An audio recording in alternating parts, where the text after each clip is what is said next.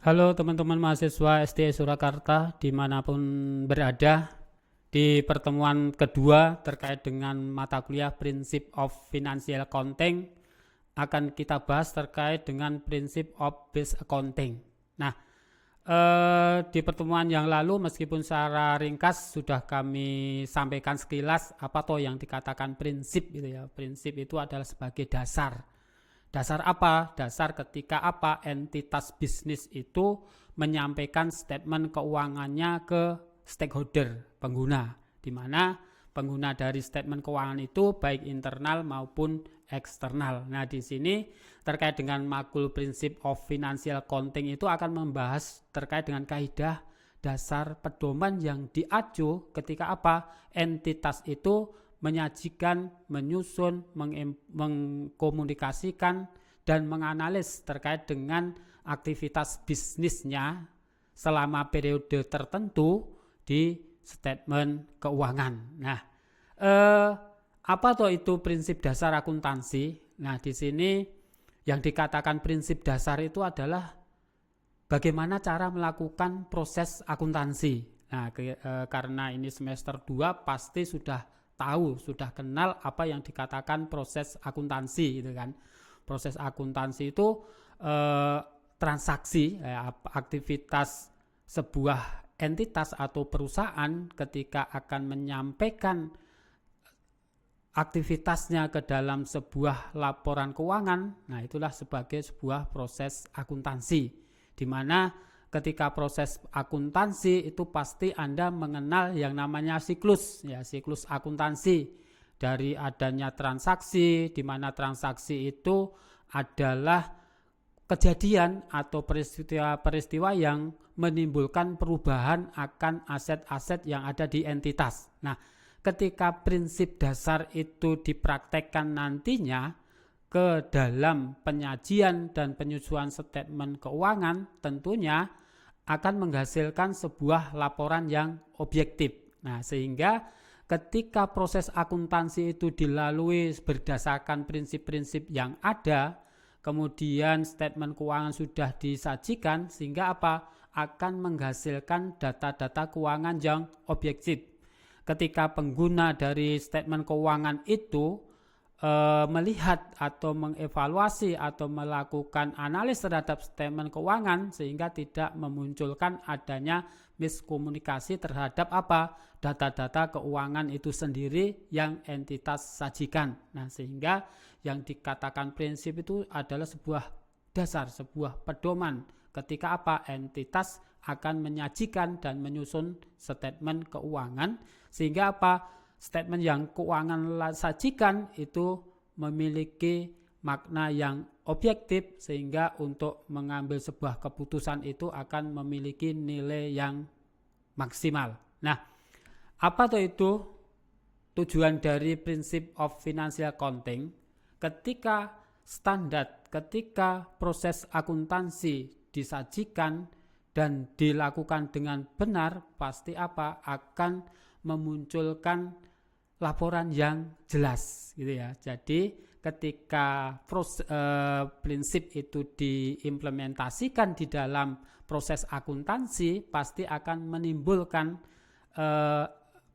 laporan statement yang jelas sesuai dengan apa transaksi yang terjadi. Nah, ketika statement keuangan disajikan berdasarkan prinsip, pasti apa akan melahirkan laporan keuangan yang sesuai dengan standar di mana apa aktivitas bisnis entitas itu melakukan kegiatan bisnisnya. Nah, kita tahu bahwa di dalam standar akuntansi itu ada standar akuntansi keuangan, di mana konvergensi dari IFRS. Kemudian ada standar akuntansi pemerintah, di mana kegiatan aktivitas bisnis itu pada pemerintahan.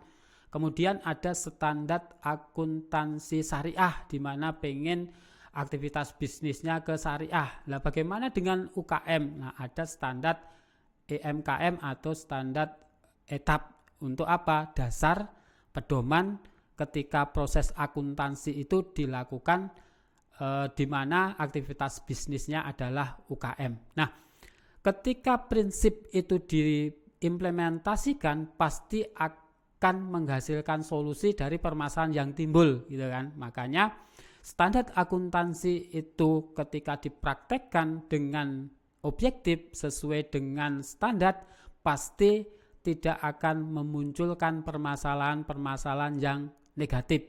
Tentunya ketika prinsip sudah dipraktekkan akan menghasilkan solusi dari permasalahan yang ada ketika apa? Statement disajikan, kemudian dianalisis, pasti secara objektif akan keluar dari permasalahan yang ada. Nah, ini tujuan dari ketika prinsip itu dipraktekkan.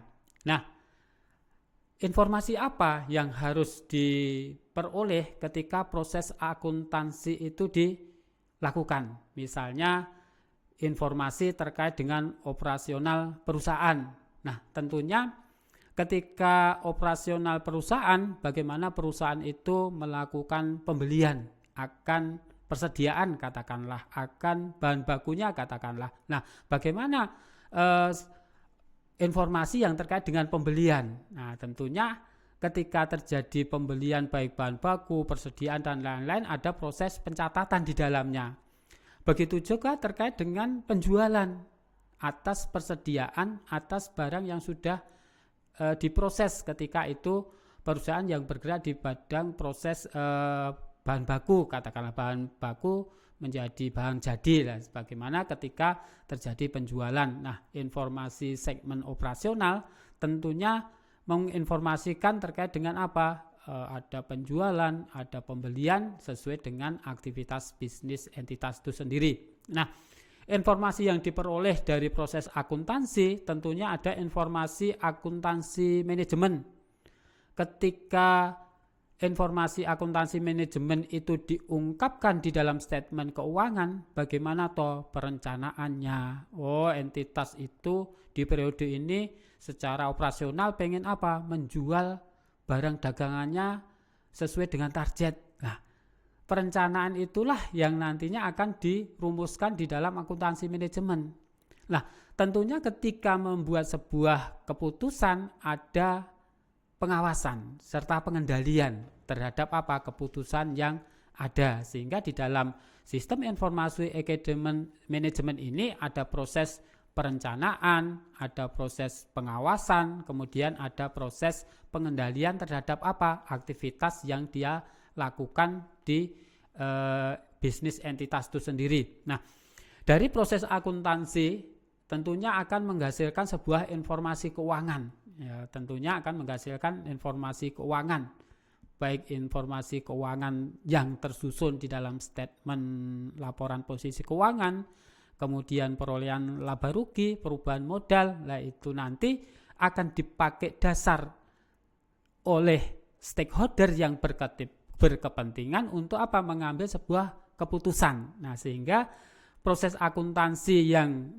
secara objektif nanti akan digunakan untuk mengambil sebuah keputusan yang relevan tentunya, yang bijak tentunya, yang memiliki nilai yang manfaat ke depan tentunya. Nah, sehingga informasi terkait dengan proses harus dilakukan dengan maksimal. Nah, di sini ada prinsip akuntansi ya, prinsip karena memang yang kita bahas terkait dengan prinsip base of accounting atau prinsip dasar. Maka ketika entitas atau perusahaan itu akan menyajikan statement keuangan harus memenuhi kaidah ini. Ada 10 prinsip ini ya. Yang pertama economic entrepreneurship atau prinsip entitas ekonomi. Di mana di sini ketika entitas bisnis itu melakukan aktivitas usahanya tentunya akan melakukan pencatatan di mana apa? Membedakan data-data keuangan dengan data-data pribadi atau data-data keuangan pribadi pemilik entitas itu sendiri. Nah, sehingga ada prinsip terkait dengan entitas ekonomi ini ketika melakukan pencatatan atau pemilahan maka harus dibedakan mana ini keuangan perusahaan, mana ini keuangan pribadi. Yang kedua, historical cost principle ada prinsip biaya historis. Nah, di sini ketika perusahaan itu memperoleh akan aset, nah tentunya ada historis biayanya. Apakah ketika membeli, misalnya ketika membeli sebuah mesin, nah tentunya ada harga pokok akan mesin. Kemudian ketika mesin itu dibeli di luar negeri, tentunya belum berupa rakitan ya, maka akan dirakit di luar atau di tempat yang dituju, sehingga di situ ada beban perakitan, kemudian ada beban pengiriman. Nah, itu secara historis harus disajikan atau diungkapkan nantinya. Nah, sehingga masuk ke prinsip yang kedua ini. Kemudian ada going concern, di mana ketika entitas itu akan menyusun dan menyajikan statement keuangan harus memiliki makna secara going concern atau berkelangsungan. Sehingga prinsip ketika entitas itu berdiri itu tidak dilikuidasi. Nah, tentunya akan memiliki prinsip, akan memiliki arti yang terus-menerus perusahaan itu berdiri. Nah, sehingga bagaimana entitas itu akan mengelola, akan melakukan perencanaan dan pengendalian agar apa? Perusahaan itu tetap going concern. Nah, kemudian ada prinsip disclosure, pengungkapan. Di sini ketika akan menyajikan statement keuangan, ada full disclosure, pengungkapan penuh terhadap apa? Semua kejadian, semua aktivitas yang ada di entitas itu akan diungkapkan, disajikan. Nah, kita kenal ada istilah mandatory dan voluntary. Kalau kita bicara audit ini ada pengungkapan wajib, ada pengungkapan sukarela. Lah, ketika itu diungkapkan ke publik, apa dampaknya nanti? Apa impact-nya akan statement keuangan? Nah, itu nanti akan lebih dalam kita pelajari. Nah, kemudian prinsip pengakuan pendapatan. Nah, di sini ketika barang laku dijual, nah bagaimana pengakuan akan pendapatan dari penjualan itu sendiri. Nah, sehingga di sini ada istilah prinsip pengakuan pendapatan. Lalu ada prinsip mempertemukan, dalam artian gini, ketika kos yang kita keluarkan atau biaya yang kita keluarkan, nah tentunya akan mendapatkan hasil yang sesuai atau yang maksimal, mempertemukan antara misalnya penjualan sekian, kemudian dengan biaya-biaya sekian, itu relevan enggak, gitu kan? Sehingga ketika penjualannya minimal tapi beban yang dikeluarkan kok maksimal, ya tentunya tidak memenuhi kaidah di sini ya, sehingga penjualan harus maksimal, beban-beban itu bisa dieliminasi sekecil mungkin sehingga akan mendapatkan laba yang maksimal. Kemudian ada prinsip periode waktu. Nah, ketika entitas menyajikan statement keuangan ya berdasarkan periode. Kalau terlalu lama mungkin akan susah menentukan analis terkait dengan statement keuangan.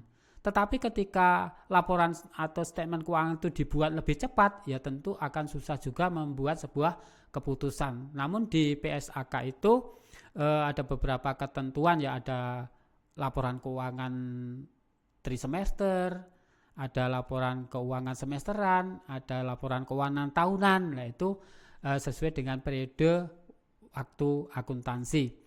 Kemudian ada prinsip konsistensi. Nah, di sini ketika entitas mau menerapkan terkait prinsipnya ya harus konsisten sesuai dengan standar, sesuai dengan pedoman, sesuai dengan dasar terkait dengan penyusunan penyajian laporan keuangan yang tentunya akan kita bahas lebih lanjut di materi berikutnya. Kemudian ada prinsip satuan moneter. Nah, ketika menyajikan laporan keuangan itu berdasarkan apa? Rupiah kah? Dolar kah? Yen kah? Nah, itu harus diungkapkan atau disajikan di dalam statement keuangan itu. Yang terakhir adalah prinsip material. Nah, sehingga ketika kas keluar atau akun keluar, aset keluar, ya tentunya harus dilakukan pencatatan meskipun apa? Pengeluaran aset yang dikeluarkan itu kecil. Nah, tentunya ada lagi terkait dengan prinsip kontingensi ya di dalam akuntansi itu, atau sifat kehati-hatian ketika apa? Menyampaikan, menyajikan atau beraktivitas dengan akuntansi. Nah, ini prinsip akuntansi nantinya yang harus diimplementasikan ketika apa? Entitas itu menyajikan statement keuangan. Nah, penerapan prinsip di dalam proses akuntansi itu bagaimana? Gitu kan. Nah, ketika dulu di semester 1 Anda pasti mengenal adanya siklus ya. Siklus itu dimulai dari transaksi. Nah, ketika proses akuntansi dalam penerapan prinsip itu, maka apa? Setiap data, setiap pengeluaran atau pemasukan yang berhubungan dengan aktivitas bisnis itu harus dicatat. Istilahnya ya di jurnal. Berdasarkan apa data transaksi? Ada invoice, ada nota, ada memo, ada catatan ada catatan terkait dengan transaksi yang terjadi gitu kan. Mungkin memo kah, mungkin nota kah, mungkin invoice kah. Nah, di sini setiap transaksi yang terkait dengan aktivitas entitas harus dilakukan pencatatan. Kemudian mengkategorikan transaksi. Nah, sehingga ketika transaksi sudah dicatat, sudah di jurnal, ya, kemudian dimasukkan ke dalam akun-akun yang sesuai, dikategorikan mana kas, mana persediaan, mana kewajiban, mana modal. Nah, sehingga dari data-data itu untuk laporkan atau membuat statement keuangan. Nah, yang terakhir dari penerapan prinsip adalah menganalisis. Sehingga apa? Ketika statement keuangan itu dikatakan berhasil, outputnya apa? Mampu untuk membuat sebuah keputusan, baik itu internal maupun eksternal. Sehingga ketika Anda sebagai penyaji, penyusun, dan mengkomunikasikan atas bisnis sebuah entitas yang terwujud dalam statement keuangan harus mampu dilakukan analisa laporan keuangan. Demikian untuk prinsip base of accounting. Terima kasih.